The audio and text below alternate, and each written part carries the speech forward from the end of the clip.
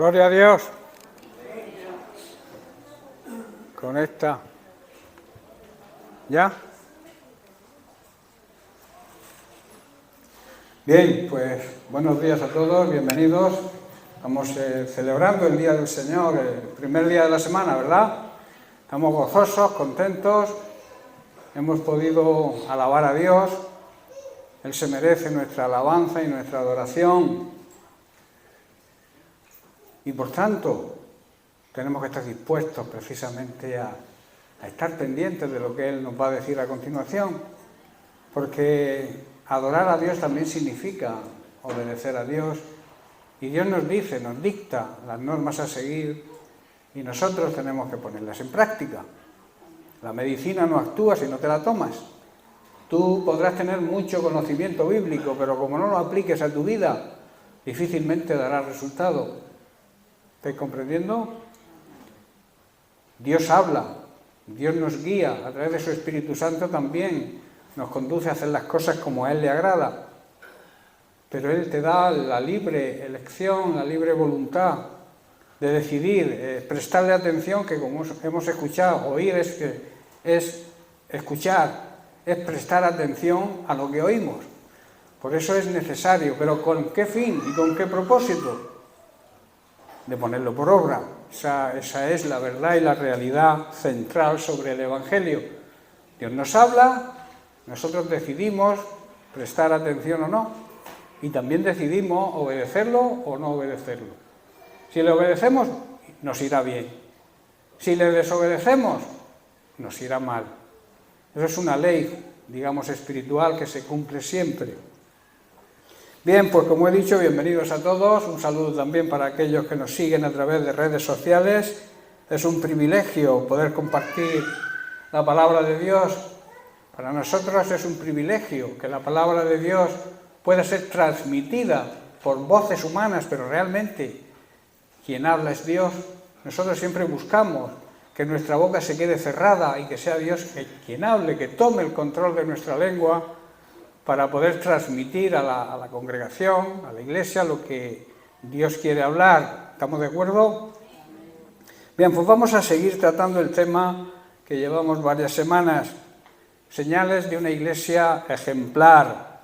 Seguimos estudiando las señales innatas de la iglesia primitiva, porque donde debemos fijarnos para ser esa iglesia ejemplar que Dios quiere para este tiempo tan difícil que estamos atravesando, porque estamos en tiempos muy difíciles. Estamos al final de los últimos tiempos y las señales son cada vez más claras de la próxima venida de nuestro Señor y Salvador Jesucristo, que, como suelo decir, Él vuelve, pero no a morir otra vez por los pecadores, sino a recoger la cosecha de su primera venida, que son las personas salvas. Y no todos los que se sientan en las bancas de las iglesias evangélicas o de cualquier otra iglesia son salvos. Salvos son los que comprenden y aceptan lo que Jesucristo hizo en la cruz, lo entienden y como consecuencia están dispuestos a hacer lo necesario para que el plan de Dios, que primero es la salvación del ser humano, de la humanidad, y luego también tiene un plan personal y particular con cada uno de nosotros. Y ese plan lo va a llevar a cabo siempre, por su parte siempre está dispuesto, pero necesita que nosotros también estemos dispuestos. Nosotros tenemos que hacer nuestra parte para que Él haga la suya. Y vamos a estar en esta tierra hasta que ese propósito se cumpla en nuestra vida. El plan que tiene Dios para nuestra vida se va a cumplir cuando nosotros estamos dispuestos a hacer lo necesario para que se cumpla, y siempre se cumplirá. Así que tú vas a estar en esta tierra hasta que Dios lo decida. ¿Estáis comprendiendo? Si estás en el plan de Dios, pues hasta que no se cumpla ese plan que Dios tiene para ti, vas a estar aquí en esta tierra. Amén. Bueno, como he dicho, hay señales que demuestran que somos esa iglesia. Y lo más sensato, como venimos enseñando, es que miremos a la iglesia primitiva. En Hechos, capítulo 2, verso 42, que es, digamos, la base, el versículo base de esta meditación y de las anteriores y las próximas, está como he dicho, Hechos, capítulo 2, verso 42, donde Pedro muestra en su primer sermón, las primeras señales de esa iglesia ejemplar. Dice que perseveraban en la doctrina de los apóstoles, en la comunión unos con otros, en el partimiento del pan y en las oraciones. Y decíamos que tenemos que ser diligentes y cuidadosos en cuanto a la doctrina enseñada por Jesús. No podemos permitir que otras enseñanzas que se han desviado de la enseñanza de Cristo arraiguen en nuestra vida, porque por desgracia hay muchas falsas doctrinas, falsas iglesias, falsos pastores, incluso falsos hermanos.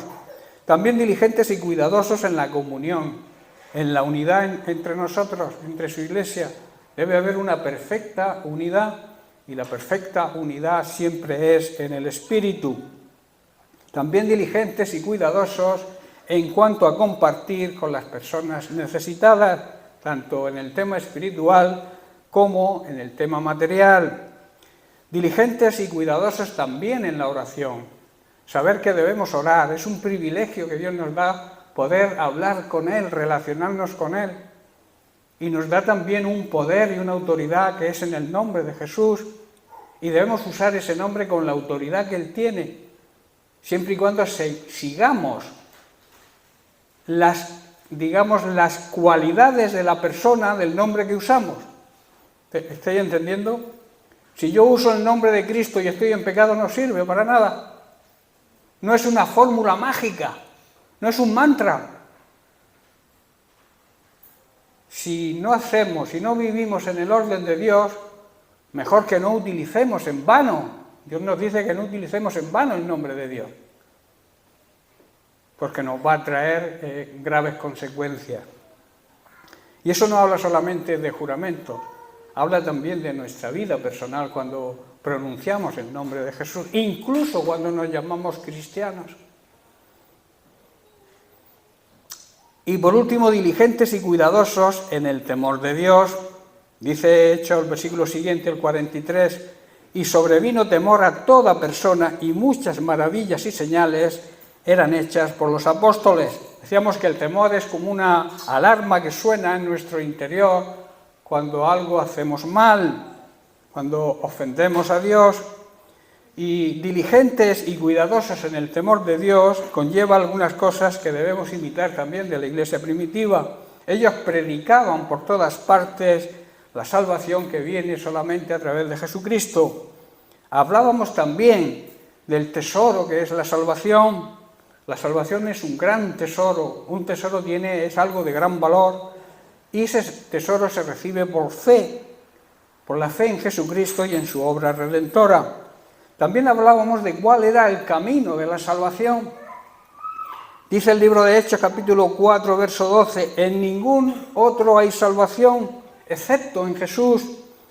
Dios no ha dado ningún otro nombre bajo este cielo mediante el cual podamos ser salvos. No hay otro intermediario entre Dios y los hombres. No hay otro mediador entre Dios y los hombres que Jesucristo, hombre. El camino a la salvación, decíamos también que está abierto a todos. Dios no hace diferencia de nadie. Para Dios somos todos iguales. Quizá nos haya concedido distinta responsabilidad, pero en cuanto al valor, valemos lo mismo, porque se pagó el mismo precio, ¿verdad? La sangre preciosa de Cristo. Y hablábamos también del regalo de la salvación, que la salvación no es algo que merecemos, es un don, es un regalo de Dios. Porque por gracia sois salvos, dice Pablo en Efesios, por medio de la fe. Y esto no es cosa de vosotros, no es mérito vuestro, pues es un don de Dios. No dice que el regalo sea la fe, dice que el regalo es la salvación cuando creemos. Cuando aportamos nuestra fe, Dios nos regala la salvación. También decíamos que la salvación es algo muy grande. Nuestra mayor preocupación debería ser no perderla. Hay quien cree que la salvación no se puede perder. Por eso de ahí el consejo del autor de Hebreos, cuando nos dice en Hebreos 2, verso 3, ¿cómo escaparemos nosotros? Está hablando de la iglesia, no está hablando de las personas mundanas, está hablando de la iglesia. ¿Cómo escaparemos si descuidamos? En otra traducción dice, si nos deslizamos y perdemos una salvación tan grande? ¿Cómo seremos librados de la condenación si nos distraemos, si eludimos nuestra responsabilidad de vivir en santidad y entonces perdemos una salvación tan grande? Es lo que está diciendo el apóstol, ¿verdad? Y Pablo en Filipenses capítulo 2, verso 12 también dirige unas palabras a la iglesia, no a los inconversos. Dice, ocupaos de vuestra salvación con temor y temblor. ¿Qué quiere decir? Procurar, trabajar, cuidar, proteger, hacer efectiva, llevar a cabo, terminar. Dedicaos a proseguir la obra de la salvación hasta llegar a la meta. Eso habla de no algo mágico. Yo acepto a Cristo y ya soy salvo, haga lo que haga. Aquí habla de un camino que hay que recorrer, que hay que llegar a la meta. Y que durante ese camino van a surgir impedimentos, el diablo va a poner trampas, engaños, mentiras, maquinaciones, para que perdamos la salvación. ¿Qué función tendría entonces si aceptáramos a Cristo y ya fuéramos salvos por siempre? Hagamos lo que hagamos, la figura de Satanás estaría perdida. No haría falta tentación, no haría falta nada. Somos salvos, ya somos salvos para siempre. ¿Estáis entendiendo, hermano? La salvación es algo que se puede perder. Claro que se puede perder. El tema de hoy también está relacionado con la salvación. Y lo he titulado No te olvides de tu salvación. Nunca debemos olvidar lo que Cristo hizo en la cruz por nosotros. No te olvides nunca, tenlo siempre presente, lo que Cristo hizo en la cruz. Y eso te llevará a vivir alejado del pecado. Cuanto más cerca, repito muchas veces esta frase, cuanto más cerca estés de Dios, cuanto más cerca estés de Jesucristo, más alejado estarás del pecado. Y cuanto más lejos estés de Dios, más cerca estarás de pecar. Por eso aférrate a Cristo, aférrate a sus tobillos, como alguien me decía el otro día. Yo estoy aferrada a los tobillos de Cristo y no los suelto, porque es donde mejor podemos estar. A los pies de Cristo también hay una alabanza muy bonita, ¿no? Que no hay otro lugar mejor que estar a los pies de Cristo. No hay persona más libre que aquel que es esclavo de Cristo.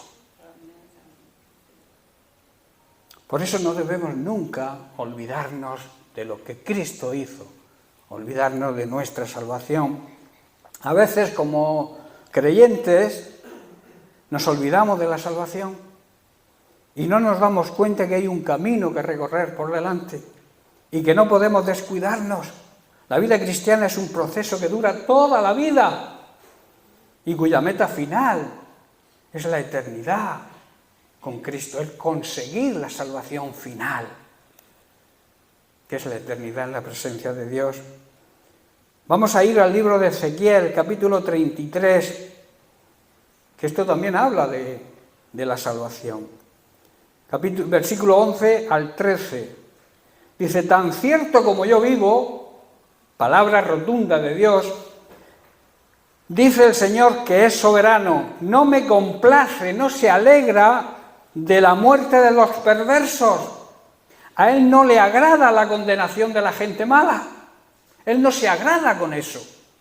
Solo quiero que se aparten de su mala conducta perversa para que puedan vivir, para que no se condenen, para que tengan vida eterna. Esto va dirigido a los incrédulos.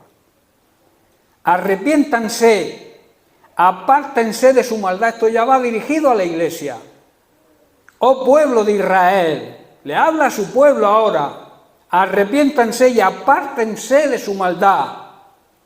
Porque, ¿por qué habrían de morir? ¿Por qué queréis morir? ¿Por qué queréis condenaros? Son preguntas que te hace el Señor. Dios no quiere que muera, que se condene la gente malvada. Lo que quiere es que se arrepientan y dejen su mala conducta y se salven. Que cambien su mala manera de vivir, dejen de hacer lo malo y se salven.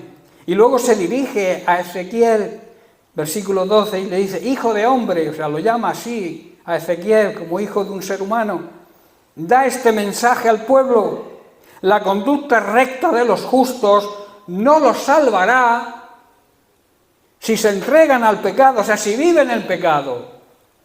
Ni la mala conducta de los malvados los va a condenar si se arrepienten y dejan de pecar. Yo creo que está clarísimo, ¿verdad? Dios no quiere que se condene a nadie. Ni los que no creen, ni los que creen pero viven en pecado. ¿Estáis entendiendo? Dios no quiere que nadie se condene. Pregunta, ¿por qué tenéis que condenaros? Sobre todo la Iglesia, que sabe que debe permanecer en santidad. Hay un pecado que estoy preparando un estudio que lo daré pronto, sobre el pecado oculto. Y el pecado oculto no lo comete la gente incrédula.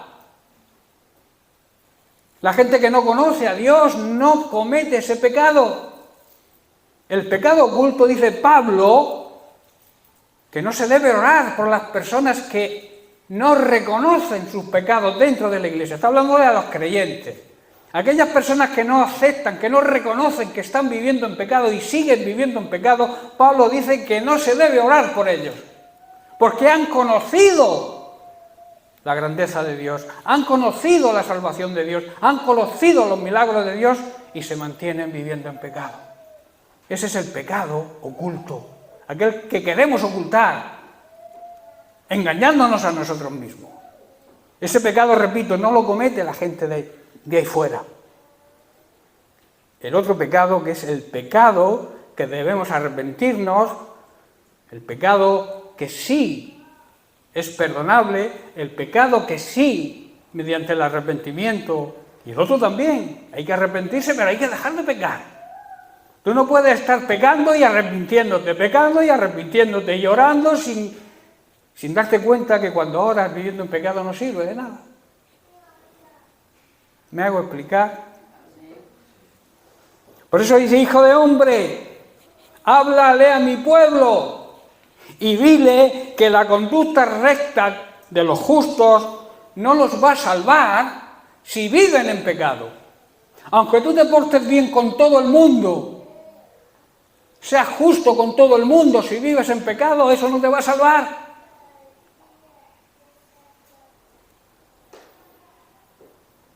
Porque dice la mala, y luego añade, ni la mala conducta de la gente que no conoce a Cristo los va a destruir si se arrepienten y abandonan sus pecados. La condición, tanto en unos como en otros, es dejar de pecar. Y entonces Dios te perdona. Tú le puedes pedir perdón a Dios, pero tienes la obligación de apartarte del pecado. Si tú le pides perdón a Dios pero sigues pecando, es que te gusta pecar, te deleitas en el pecado, disfrutas con el pecado y luego le lloras a Dios para que te perdone, pero sigues pecando. Eso es tremendo. Eso es engañar a Dios. Ese es el pecado oculto, el pecado que tú mantienes ahí y no lo reconoces. No le reconoces a Dios que es pecado para que Él te pueda perdonar. Señor, perdóname. Y el Señor te dice: muy bien, te perdono, pero deja de pecar. ¿Qué le dijo a la mujer que iban a apedrear? Cuando les dijo: el que esté libre de pecado, que arroje la primera piedra. Y todos se fueron. Entonces se dirigió a la mujer y le dijo: ¿dónde están los que te acusaban? Nadie te acusa, ni yo tampoco, pero deja el pecado. Deja de pecar. Eso debe servirnos de enseñanza y decidir de una vez por todas dejar el pecado. Pecadores somos todos, todos tenemos una tentación, pero si te arrepientes de verdad, si lloras, si demuestras frutos dignos de tu arrepentimiento, como hizo Pedro, que lloró amargamente, Judas no se arrepintió y por eso no lo perdonó. No recibió el perdón. Judas lo traicionó una vez. Pedro 3. Pero Pedro se arrepintió, dio frutos dignos de arrepentimiento Y Dios perdona el arrepentimiento genuino. El remordimiento no es arrepentimiento. El dolerte que has pecado y a los 10 días se te ha olvidado o a los 5 minutos. Eso no es arrepentimiento. Arrepentimiento es cambiar de dirección. Si voy por un camino equivocado y el Señor me habla y me habla y me habla y yo sigo en mis 13, vas camino a la perdición. Vas camino a la condenación eterna. Y eso es muy grave. ¿Qué pasa si nos viene la muerte? La muerte física me refiero. Nos viene la muerte física y estamos viviendo en pecado.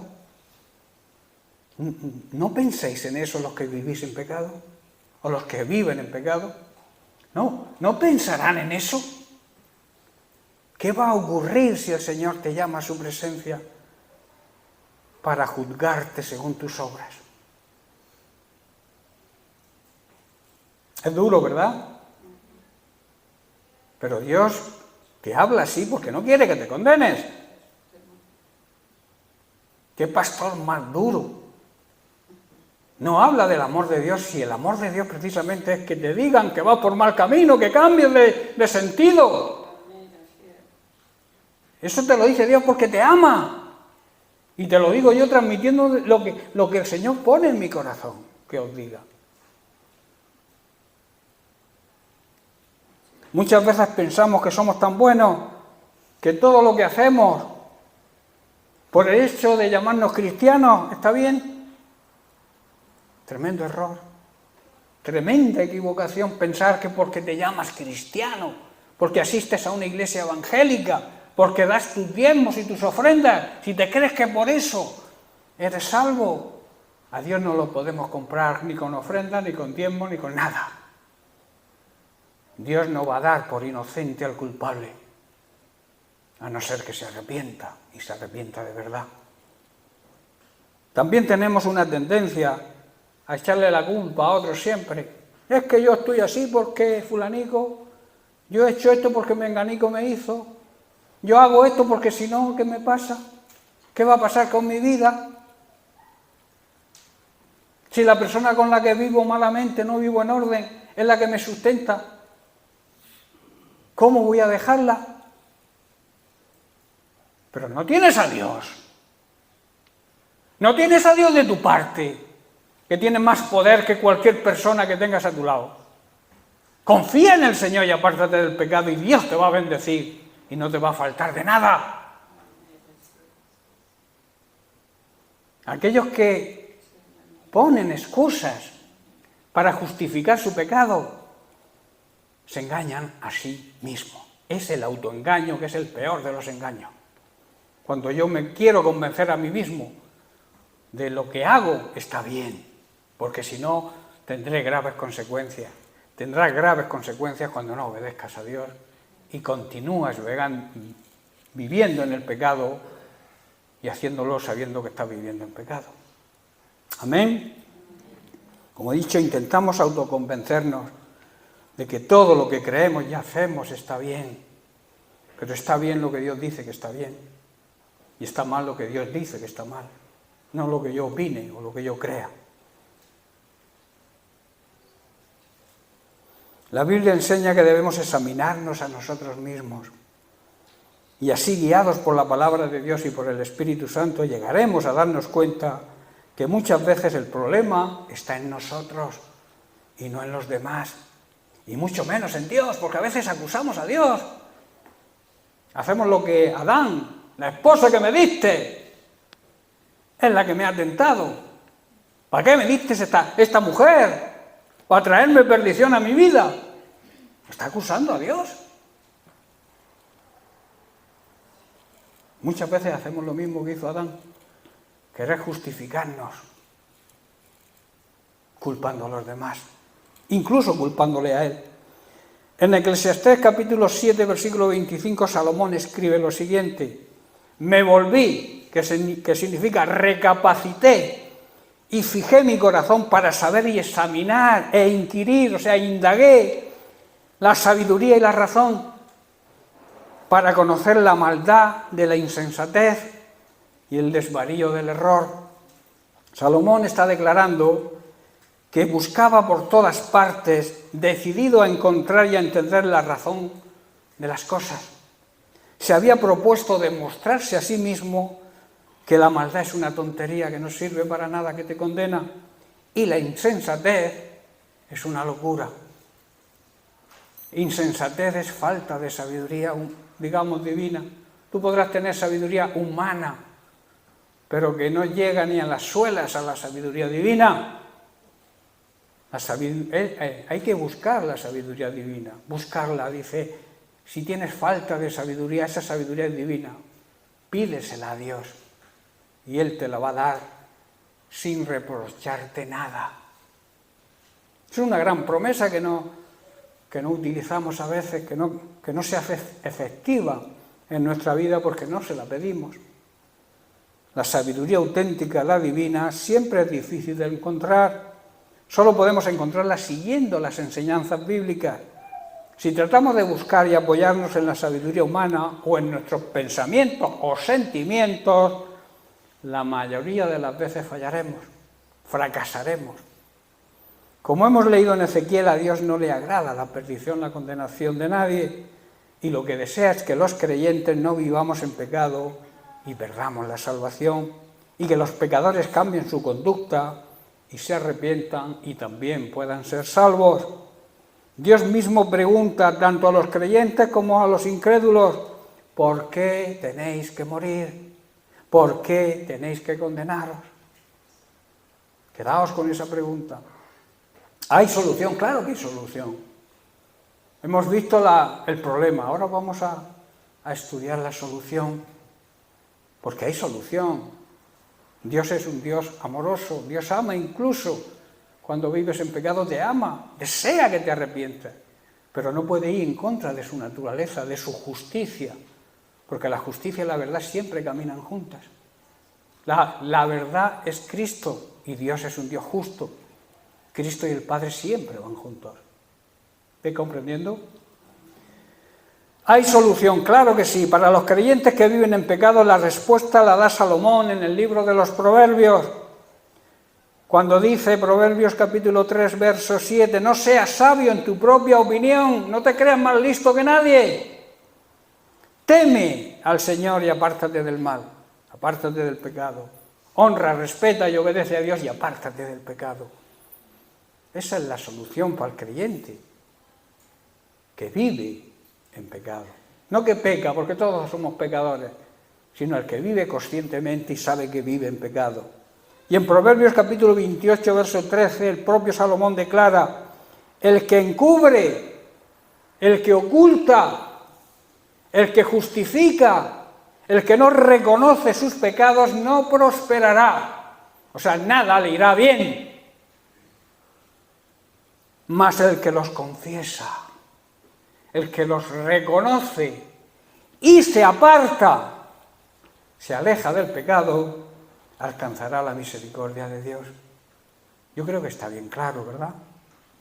Porque no lo ponemos en práctica, porque no lo aplicamos a nuestra vida. No los que están bien, sino aquellos que viven en pecado.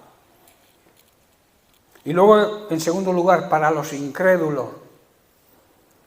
dice volverse a Dios, arrepentirse, aceptar la palabra de Dios como la única regla de conducta, y entonces podrán recibir el regalo de la salvación. El incrédulo también lo tiene fácil, arrepentirse. Ahí juega un papel importante la Iglesia, que tiene que dar testimonio. Nadie puede predicar el Evangelio si vive en pecado. Te lo prohíbo. Que prediques el Evangelio, te lo prohíbo yo, tú puedes hacer lo que quieras. Te lo está prohibiendo Dios. Te lo prohíbe Dios que prediques el Evangelio si vives en pecado. No le digas a nadie que eres cristiano. Escóndete debajo de la cama, debajo de una piedra. Pero no digas que eres cristiano y con tus hechos demuestres que no lo eres.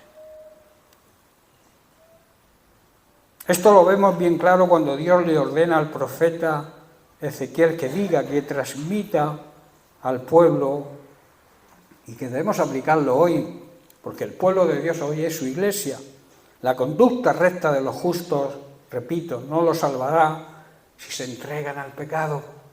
Habla claramente de que se puede perder la salvación. Yo creo que está bien claro que se puede perder la salvación cuando aquellos que viven en pecado continúan viviendo en pecado. Ni la mala conducta de la gente incrédula los va a destruir si se arrepienten y abandonan sus pecados. Quiero hacer hincapié en esto porque es importante. Dios le está diciendo que los que han sido declarados justos no tienen asegurada la salvación si viven en pecado. Y por el contrario, aquellos que están condenados por su pecado, los incrédulos, porque el único pecado que es la matriz del resto de los pecados, es no creer en Jesucristo, no creer en la salvación que Cristo ofrece. Ellos pueden recibir la salvación arrepintiéndose y recibiendo y aceptando a Jesucristo como Señor y Salvador, reconociendo que el sacrificio de Cristo los salva y los limpia de su pecado. Debemos saber, hermanos, que el ser humano peca cuando rechaza el regalo de Dios, rechazar a Jesucristo, que como he dicho, es la consecuencia del resto de los pecados que cometemos. Cuando no tememos a Dios, cuando no creemos en Dios, el pecado para nosotros no tiene significado. Para el incrédulo no tiene significado cuando no creemos. En Juan capítulo 16, verso 9, lo afirma el propio Jesús. Dice, el pecado del mundo, el pecado de las personas de este mundo, consiste en que se niegan a creer en mí. Esa es, digamos, la raíz de todos los pecados, no creer en Jesucristo. Cuando no se cree en Jesucristo, no se cree en nada, no se cree en la salvación, no se cree en la condenación, y pecan porque les gusta pecar, se deleitan, disfrutan pecando. En el versículo 13 de Ezequiel 33, Dios hace una tremenda declaración a aquellos que creen que no pueden perder la salvación. Aquellos que se creen que no pueden perder la salvación, dice, cuando les digo a los justos, a las personas salvas, a los que se creen salvos también, que vivirán, pero después pecan, o viven en pecado, y piensan que se van a salvar por haber sido justos anteriormente, entonces no se tomará en cuenta ninguno de sus actos de justicia que hayan hecho anteriormente. ¿Estáis entendiendo? O sea, ninguna obra buena que yo haya hecho antes de esa vida de pecado que llevo ahora no te va a servir de nada. Está bien claro, no se tomará en cuenta ninguno de sus actos de justicia. O sea, no servirán para nada las buenas obras que hayas hecho o que sigas haciendo. Dice, los destruiré, que quiere decir se condenarán por sus pecados. Dios aquí está hablando claramente, repito, de que la salvación se puede perder para aquellos que creen que no se puede perder. No tratemos, por tanto, de esconder lo que no está bien y simplemente intentar convencernos a nosotros mismos de que todo lo que hacemos o creemos está bien, porque no es así. La Biblia habla muy claro. La Biblia te presenta las cosas muy claras. Si no las quieres entender, es tu problema. Pero Dios habla muy clarito. La Biblia enseña que ninguna maldición viene sin una causa. Toda maldición que venga a tu vida es por una causa. Lo vemos en Proverbios capítulo 26, verso 2. Dice, como el gorrión en su vagar, en su deambular, y como la golondrina en su vuelo, así la maldición nunca vendrá sin causa. Las maldiciones vienen por un motivo, y ese motivo es el pecado. Sea de la forma que sea, porque pecado es toda desobediencia a Dios. La maldición nos viene cuando vivimos en pecado. Aunque no nos demos cuenta, ninguna persona que vive en pecado es feliz. Tú la miras a la cara y ves tristeza. Una persona que vive en el orden de Dios, que no vive en pecado, tiene el gozo del Señor en su rostro. La persona que peca se le nota en la cara. La persona que vive en pecado se le nota en la cara. porque no tiene el gozo del Señor en su corazón ni en su cara. ¿Estáis comprendiendo, hermanos? Estoy siendo duro esta mañana, pero no tomármelo a mí a mal, porque yo estoy diciendo lo que me va viniendo.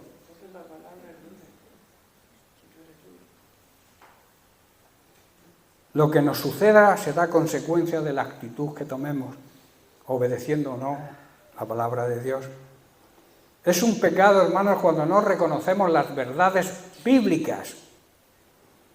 A estos también se le llama, como he dicho, pecado oculto. Y nos dejamos llevar por nuestros deseos o pensamientos, o quizá por lo que nos interesa hacer o creer. El pecado oculto es un tema de gran importancia dentro de la Iglesia. Vamos a poner un ejemplo. La experiencia que vivió el rey David es un ejemplo para nosotros hoy. A David se le conoce bíblicamente por ser un hombre conforme al corazón de Dios, ¿verdad? Todos hemos leído eso en la Biblia.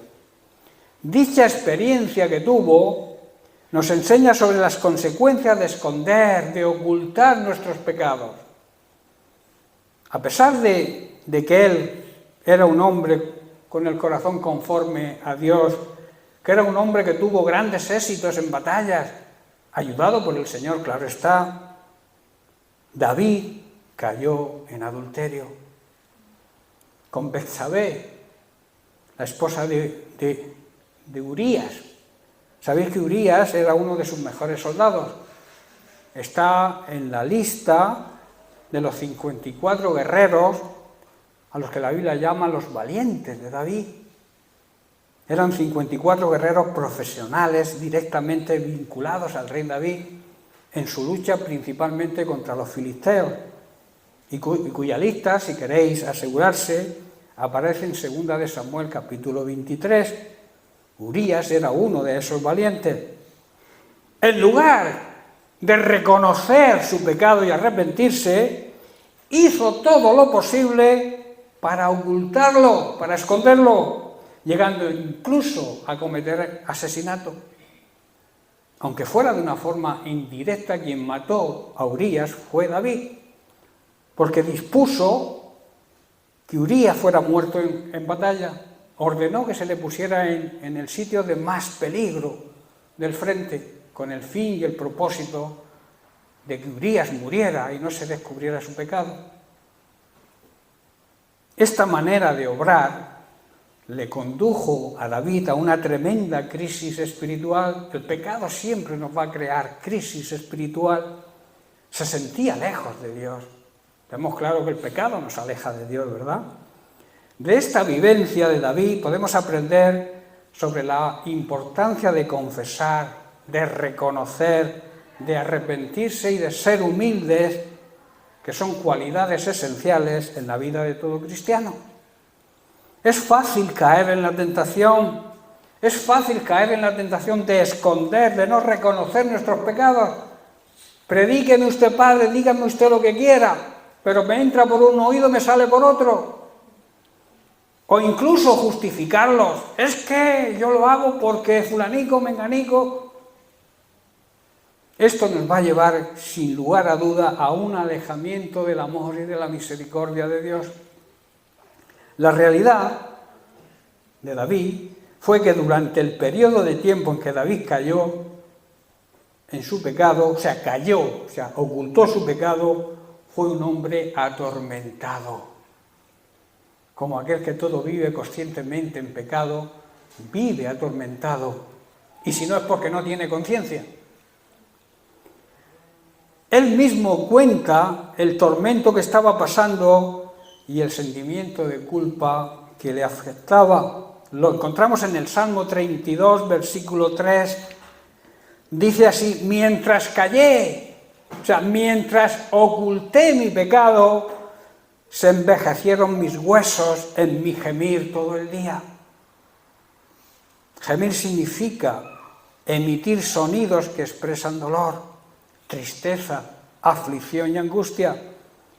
Por eso, mientras que uno peca y no confiesa su pecado, no reconoce su pecado, podemos tener incluso enfermedades físicas en nuestro cuerpo. Nuestro cuerpo va a reflejar. No todas las enfermedades vienen por el pecado, pero algunas sí. Él estaba hundido, gemía cada día. Su rostro, si lo hubiéramos visto nosotros, estaría un rostro demacrado, sin gozo, sin alegría, sin paz. Porque el pecado nos lleva a eso. En aquellos días en que permaneció silencioso, supongo que lo veríamos así, si hubiéramos sido de su época. Los que le rodeaban, quizá que lo vieron así, en ese estado. En el mismo Salmo 32, versículo 4, continuó diciendo: porque de día y de noche se agravó sobre mí tu mano, se volvió mi verdor en sequedades de verano. Tremendo, ¿verdad? Pero él lo está reconociendo. Aunque tuvo sus consecuencias, el hijo que tuvo con Betsabé, sabéis que murió, ¿verdad? Luego Dios le dio otro, que fue Salomón, ¿verdad? Pero el primer hijo murió. Y luego toda su vida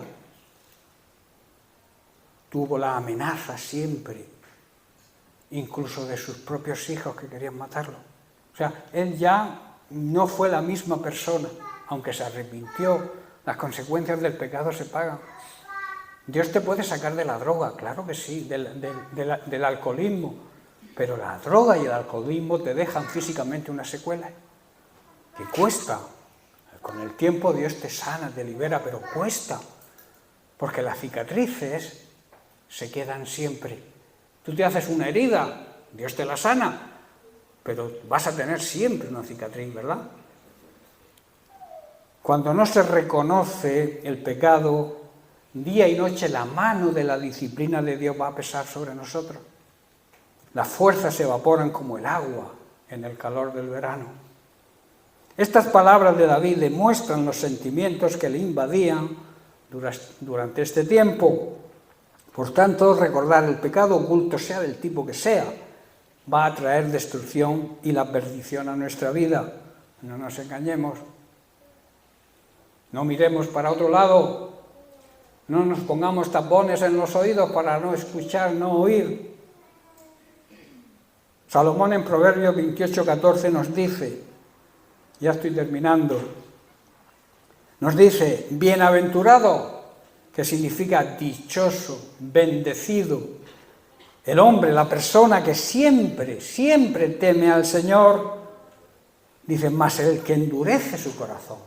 Aquellos que tienen un corazón duro, que la palabra cae y rebota, no produce el efecto por el cual Dios la envía, que es el arrepentimiento, rebota en el corazón duro.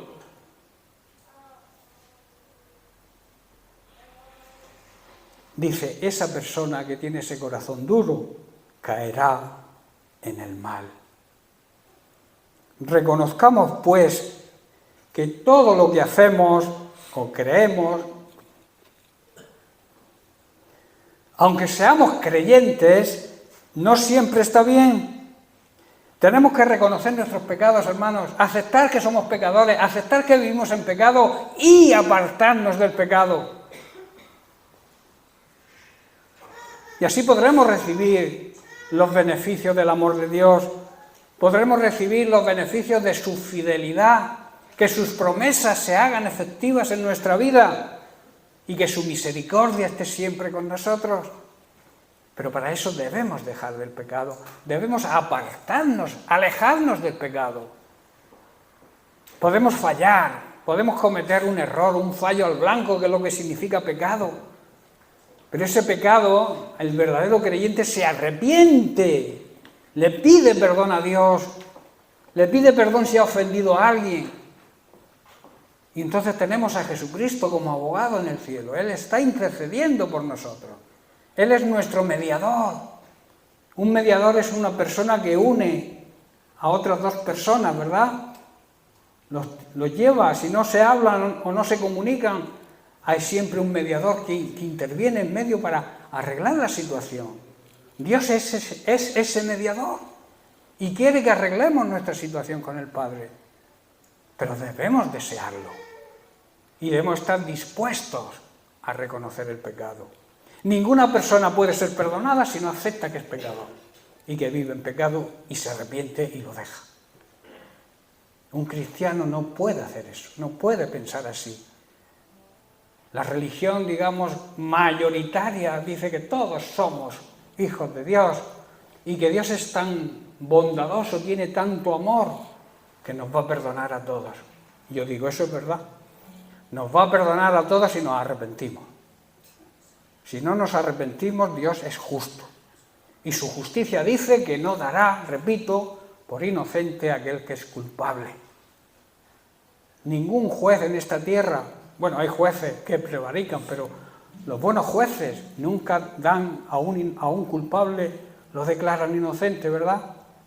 Buscan sus pruebas, sus testimonios, sus testigos, hasta conseguir una idea clara de lo que ha ocurrido, y entonces dictaminan la sentencia. Y si el reo es culpable, lo condenan. Y si es inocente, lo dejan en libertad. Porque Dios es el juez de los jueces. Es un juez justo, no prevarica. Y Él es amor, Él es misericordia, Él es bondad, Él es nuestro Padre Celestial. Pero nos exige vivir en santidad. Nos exige que dejemos el pecado para que no perdamos la salvación. Y esto va dirigido a la Iglesia. Pablo lo afirma, y termino con esto, en Filipenses capítulo 2, versículo 12. Dice, por tanto, amados míos, el corazón de Pablo era un corazón de padre también, ¿verdad? Todo pastor tiene que tener corazón de padre, y un buen padre corrige, exhorta a sus hijos para que dejen de pecar y dejen de llevar una vida que los conduzca a la pérdida de la salvación. Por eso Pablo dice, amados míos, en otra traducción dice, hijitos míos, como siempre habéis obedecido, no como en mi presencia solamente, porque a veces obedecemos cuando nos ven, digamos, los líderes de la Iglesia, queremos aparentar que somos perfectos. Si no tenéis que aparentar sobre los líderes de la Iglesia, sino sobre el líder de los líderes, sobre Dios. Y a Dios no lo podemos engañar, es imposible. Él conoce lo que hay en tu corazón, Él conoce por qué haces las cosas. También conoce por qué no las haces. Repito, a Dios no le podemos engañar. Y sigue diciendo, mucho ahora, en mi ausencia, ocupaos, esforzaos, trabajad a fondo, no descuidéis vuestra salvación y hacerlo con temor y temblor. Yo creo que todo el estudio, el mensaje de esta mañana habla de que podemos perder la salvación. ¿Amén? Bien, pues lo dejamos aquí, seguiremos la semana que viene con otra cosa que hacía la Iglesia primitiva, que demostraban que eran verdaderos cristianos, que eran una iglesia ejemplar. También tenía sus fallos. La Iglesia primitiva no era perfecta como tampoco es la Iglesia contemporánea. Pero hay cosas que debemos imitar. Están las cosas que hicieron mal también para que no las imitemos. Pero en lo que hicieron bien, es nuestra obligación imitarlo. Amén. Que Dios les bendiga. Bien, pues, si das un aplauso, dáselo al Señor, pero bien fuerte.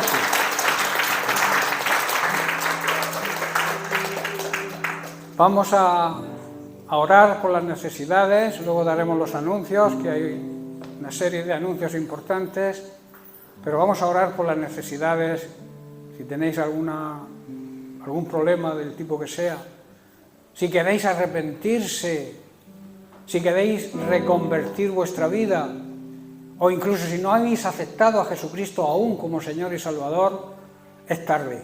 O sea, deberías hacerlo ya, porque es el mejor paso que un ser humano pueda dar, aceptar a Cristo en su corazón, para que el Señor te regale la salvación y luego vivas obedeciendo su palabra, aprendiendo, siendo cuidados por el Señor, que es nuestro Padre Celestial.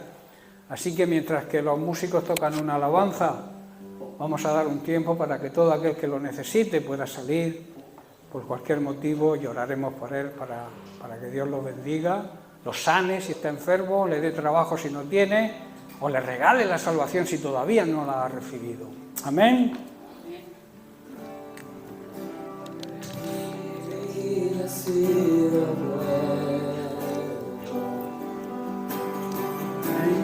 Amén.